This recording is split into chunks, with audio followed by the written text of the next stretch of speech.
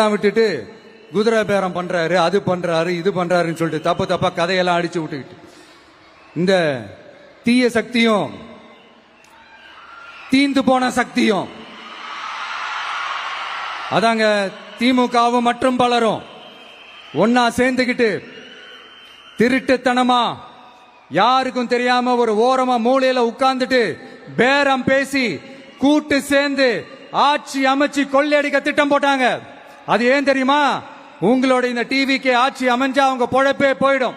அந்த கொள்ளையடிக்கிறது, லஞ்சம், ஊழல் எல்லாமே கத்தம் கத்தம். அதான் இந்த காரணம். அடுத்து ஸ்டாலின் சார், திமுக இப்போ தீய சக்தி மட்டும் இல்ல, மக்களை விட்டு ரொம்ப தூரமா போன தூர சக்தி,